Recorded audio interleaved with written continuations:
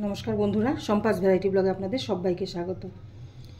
আজ আমি নিয়ে এসেছি আপনাদের সামনে করলার পুর।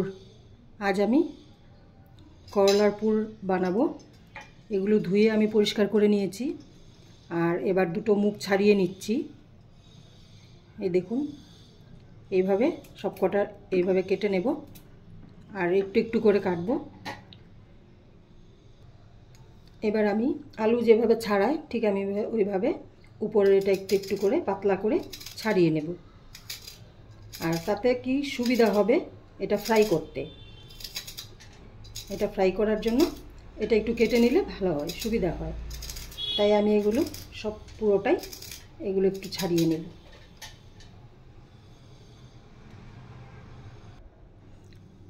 দেখুন সব কটা ছাড়িয়ে নিয়েছি আর এবার আমি মাঝখানে চিড়ে দেব। আর এই দুটো মুখ যাতে লেগে থাকে এই দুটো মুখ ছেড়ে তারপর আমি এখান থেকে চিড়ব।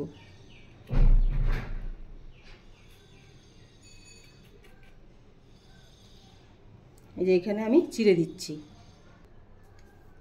এই যে চিড়ে দিয়েছি এখানটায়। এই দেখুন এই যে জায়গাটা চিড়ে দিয়েছি। এবার আমি এখান থেকে বীজগুলো বের করে নেব আর চামচ দিয়ে বের করে নেব।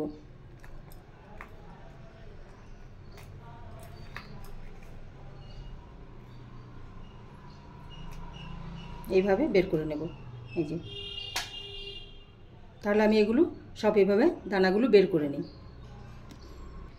এই দেখুন বীজগুলো বের করে নিয়েছি আর ভেতরের শাঁসটা একটু একটু রেখে দেব, পুরোটা ফেলবো না।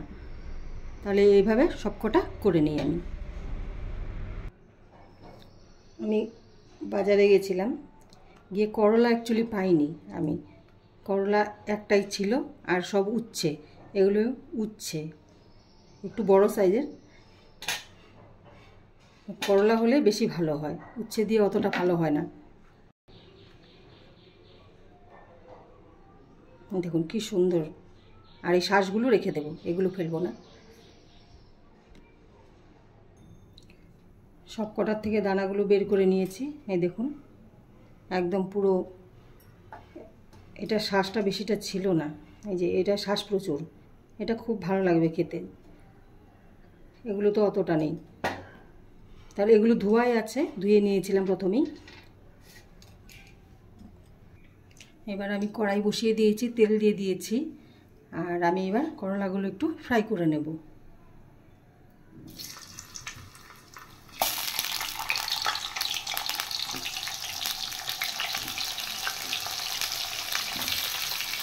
একটু নুন দিয়ে দেব।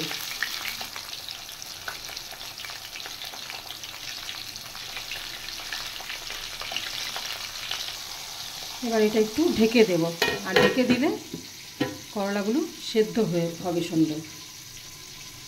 আর আঁচটা আমি কম করে দিয়েছি। ঢাকাটা উঠিয়ে এবার পিঠটা উল্টে দেব।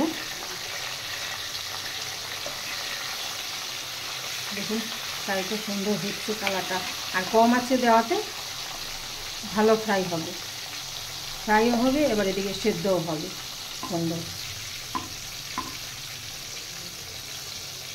এবার আবার একটু ঢেকে দেব। ফ্রাই হয়ে গেছে, এবার আমি নামিয়ে দেব।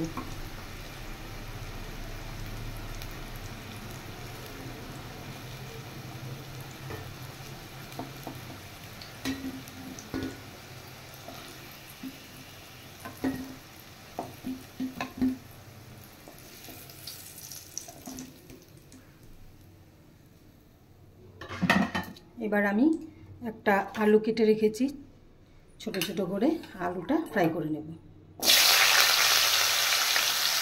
সামান্য হলুদ দিয়ে দিয়েছি, এবার সামান্য নুন দিয়ে দেব।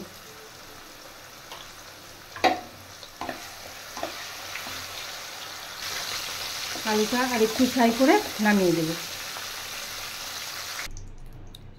এবার আলুগুলো নামিয়ে দিয়েছি আর বেঁচে যাওয়া যে তেলটা ছিল ওই তেলে আমি কুচিয়ে রাখা পেঁয়াজ দিয়ে দেব।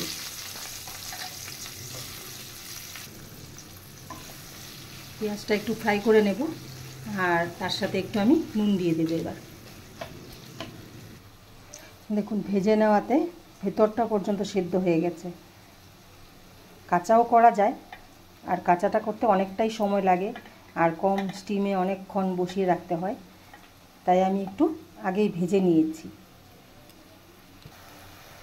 করলা অ্যাকচুয়ালি খেতে হয় কম ভেজে। করলা বেশি ভেজে খেলে এটার উপকারটা আর অতটা থাকে না। যত কম ভেজে খাওয়া যাবে ততটাই করলার উপকারটা থাকবে।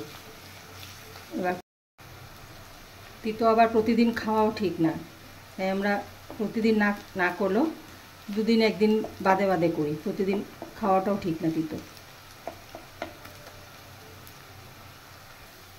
পেঁয়াজটা ফ্রাই হয়ে গেছে, আর বেশি ফ্রাই করব না। এবার দিয়ে দেব ভেজে রাখা আলু।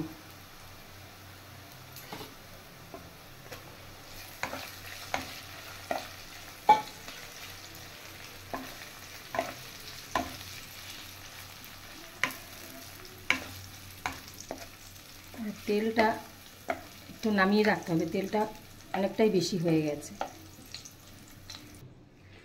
তেলটা আমি নামিয়ে দিয়েছি। এবার আলুগুলো আমি একটু ভেঙে ভেঙে দেব।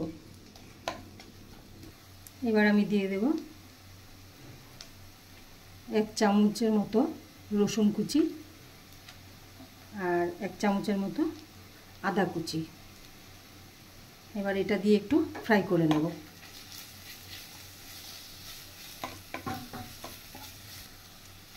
আদা কুচি আর রসুন কুচিটা দিয়ে আমি একটু ফ্রাই করে নিলাম। এবার দিয়ে দেব সামান্য জল, একদম একটু দেব।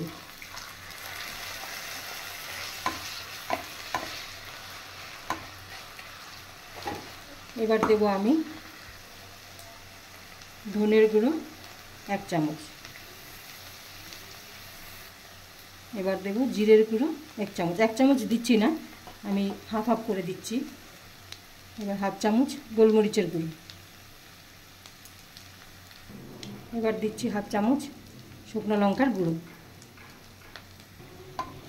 এবার এটা ভালো করে মিশিয়ে নেব।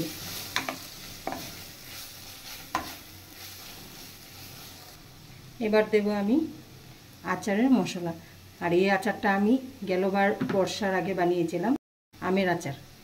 এবার এই আমের আচারের মশলাটা আমি দিয়ে দেব 1 চামচ।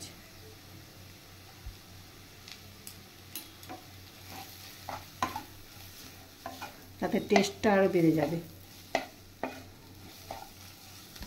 এবার দেব আমি একটু গরম মশলার গুঁড়ো। এই মশলাটা রেডি হয়ে গেছে। এবার এটা আমি নামিয়ে ঠান্ডা হতে দেব।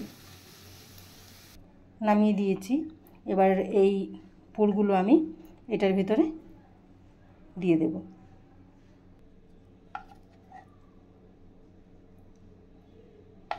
এটা গরম আছে তাই আমি চামচ দিয়ে দিচ্ছি, আর ঠান্ডা করে নিলে আপনারা হাতেই দিতে পারবেন। এটা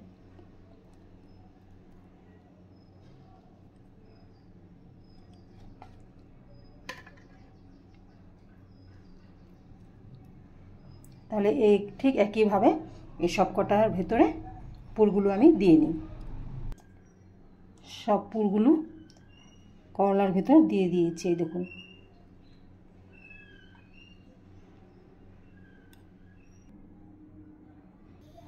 এবার আমি আবার তেল বসিয়ে দিয়েছি, আর এখানে আমি সামান্য বেসন গুলে নিয়েছি হলুদ আর নুন দিয়ে।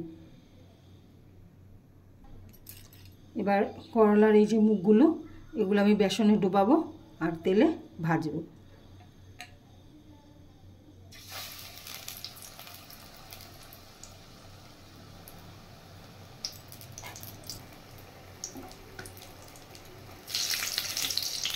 দেখুন, দেখতে দারুণ লাগছে, কি সুন্দর হয়েছে দেখতে। আর এগুলো তো পুরোটাই ফ্রাই করাই আছে, আর বেশি ফ্রাই করতে হবে না। শুধু আমি বেসনটা ফ্রাই করা অবধি করব, ফ্রাই হওয়া অবধি ফ্রাই করব, তারপর নামিয়ে দেব।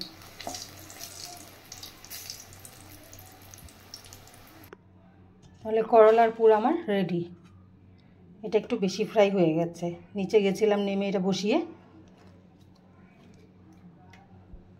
তাহলে আমার আজকের রেসিপি রেডি। আর আপনাদের যদি ভালো লেগে থাকে আমার আজকের রেসিপি তাহলে অবশ্যই লাইক শেয়ার আর সাবস্ক্রাইব করবেন। তাহলে আজকের ভিডিও আমি এখানেই শেষ করছি। টাটা।